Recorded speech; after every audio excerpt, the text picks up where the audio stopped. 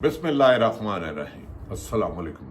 मैं हूं हमशरी आरिफ हमीद भट्टी। नाज़रीन, आप जानते हैं 22 अप्रैल को भारत ने एक पाकिस्तान के खिलाफ प्रोपेगेंडा किया जहां मकबूजा कश्मीर में दहशत गर्दी की एक वारदात में 26 लोग जान बहक हो गए और उनका इल्ज़ाम पाकिस्तान पर लगाया। लेकिन पाकिस्तान ने वाशगाफ लफ्ज़ों में कहा कि इसके सबूत दे, हम हर किस्म की UN और 3 ममालिक के दरमियान तहकीकात कराने के लिए काबिल है।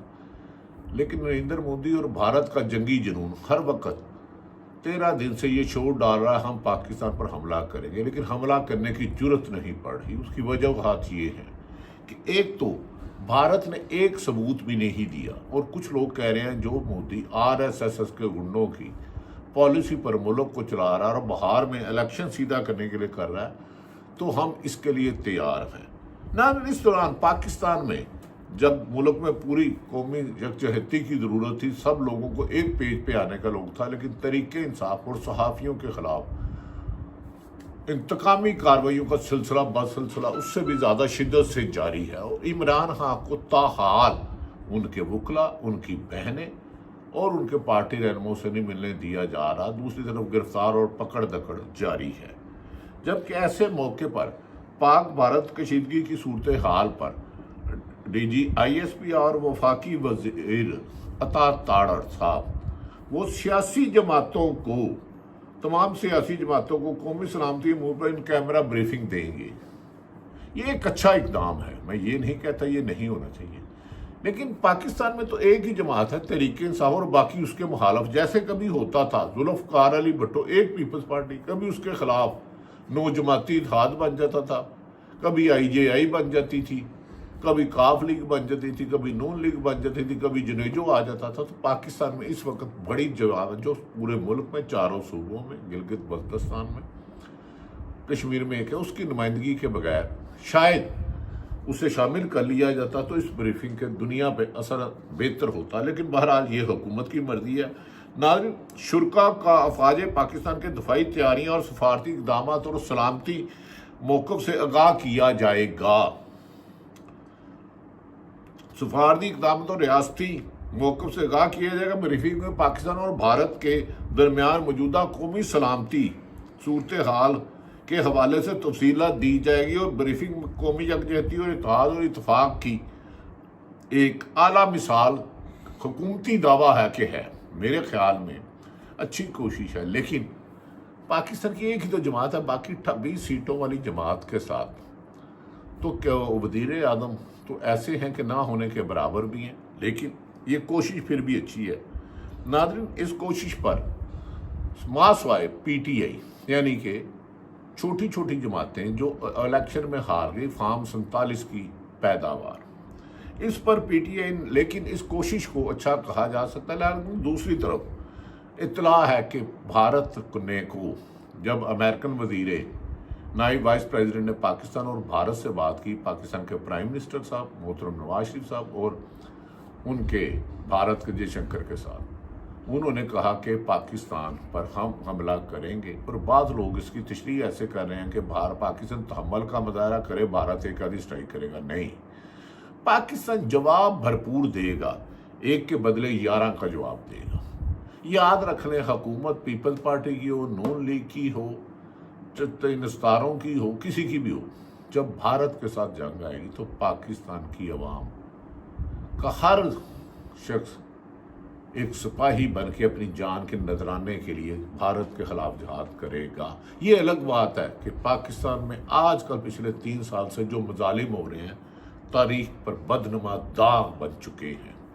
ये हुकूमत अपने मुकदमात ख़त्म कराने के लिए शरीफ फैमिली और जरदारी, इन्होंने अदालतों को मफलूज कर दिया, साफत को ख़त्म कर दिया, इंसानी हकूक़ की पामाली की, सिविल सोसाइटी, ईमान मजारी जो इंसानी हकूक़ के खिलाफ होने वाली खिलाफ वर्दियों की वकील थी, उन्होंने इस्लामाबाद हाई कोर्ट से रिज़ाइन दे दिया, जजों को दीवारों से लगा दिया गया।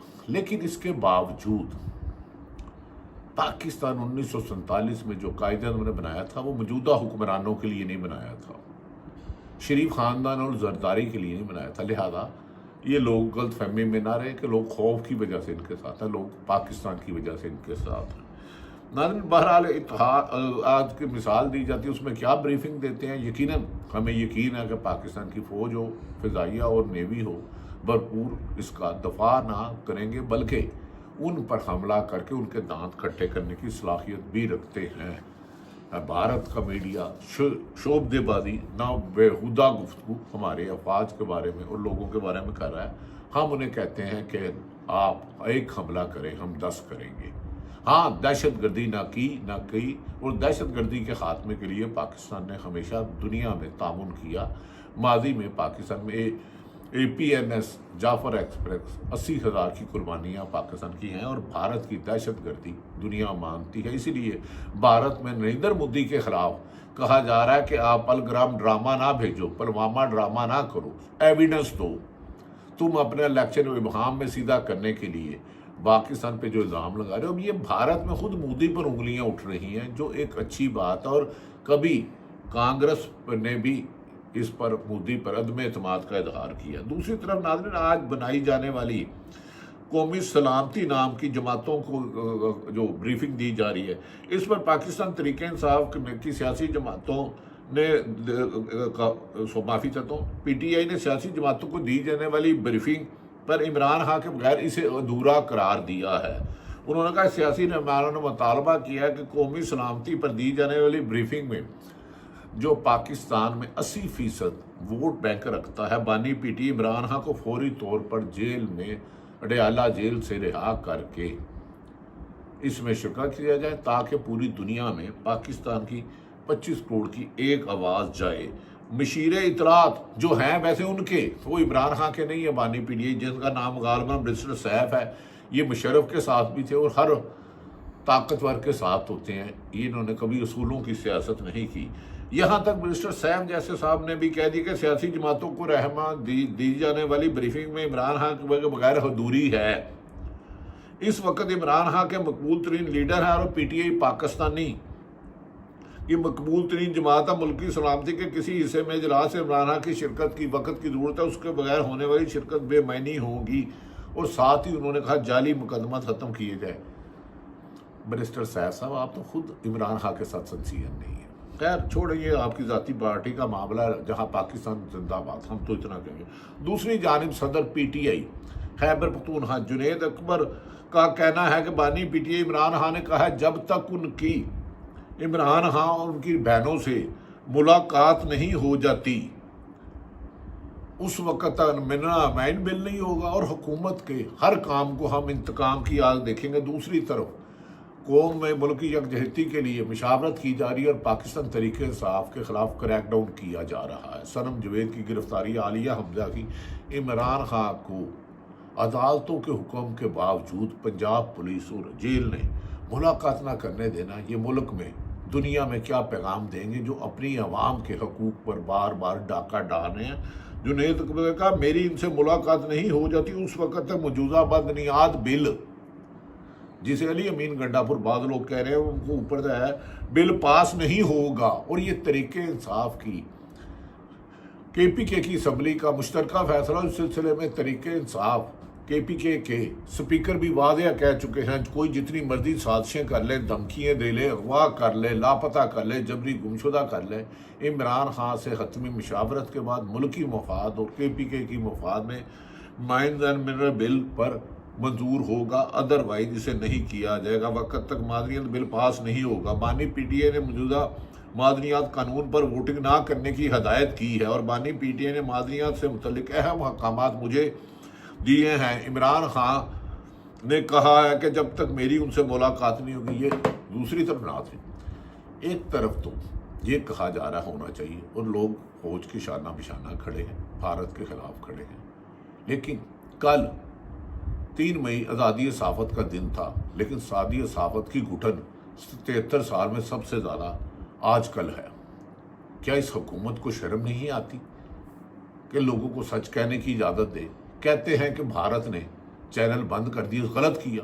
بھارت کے خلاف پاکستان کی حکومت فوج کہے گی تو جان و مال حاضر، لیکن جو تم پاکستان میں 50 سے زیادہ صحافیوں کا جبری قتل کر چکے ہو، ان کے اکاؤنٹ منجمد کر چکے ہو، ماؤں بہنوں بیٹیوں کے، جو پالیٹیشنوں کو اغوا کر چکے ہو، مار چکے ہو، برہنہ کر چکے ہو، جبری گمشدہ کر چکے ہو۔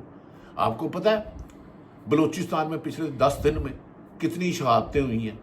کے پی کے میں رات کو لوگ تھانے بند کر کے چلے جاتے ہیں۔ خدارہ ملک میں امن قائم کرو، حکومتیں چلتی رہتی ہیں۔ اسی نواز شریف نے گجرانوالہ میں نعرہ لگایا تھا کہ قمر باجوہ اور آرمی چیف کے خلاف کے الیکشن 2018 کے فوج نے کرائے ہیں، اسٹیبلشمنٹ نے کرائے ہیں۔ اس وقت بھی ہم کہہ رہے تھے میاں صاحب پاکستان کے اداروں کو بدنام کرنا کرو۔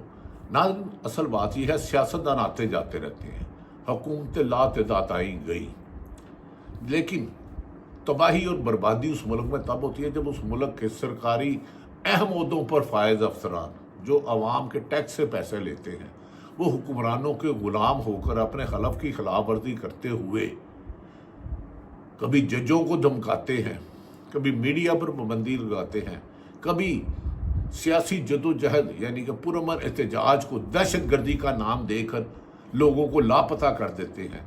سپریم کورٹ کے حکم پر آپ محسوس نشستیں ایک سیاسی جماعت کو نہیں دیتے۔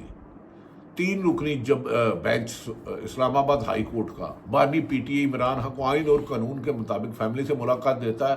پنجاب پولیس جو بے لگام گھوڑا ہے، جس نے ہر گھر کی چادر چاردیوار کا تخت پامال کیا، وہ اس کی بہنوں کو نہیں ملنے دیتی، فٹ پاتھ پہ بٹھا دیتی ہے، نو گو ایریا بنا لیتی ہے، کنٹینر کھڑے کر دیتی ہیں۔ جیل کا عملہ، ایک ملاقات جیل میں کھانے کے لیے 10-10 ہزار روپیہ مبینہ رشوت لی جاتی ہے۔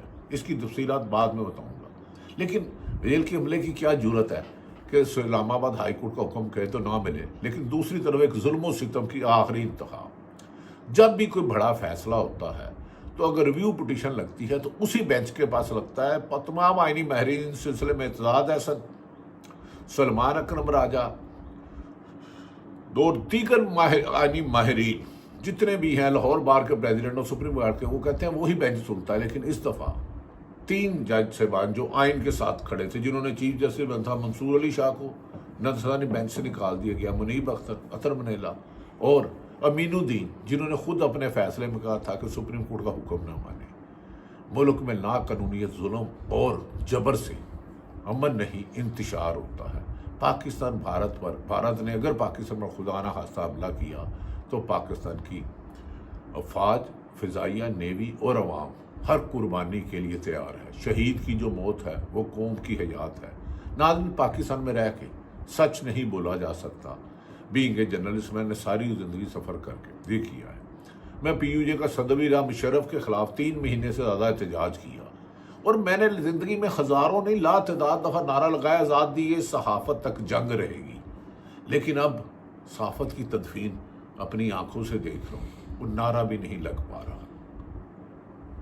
لا تعداد صحافی ان کو نوکریوں سے نہ صرف نکالنا بلکہ صحافیوں کو ڈکٹیشن دینا، غلام بنا کر رکھنا، غلاموں سے بدتر سلوک کرنا، یہ معمول کی شکایات ہے۔ اس کو ازالہ کرنا ہوگا۔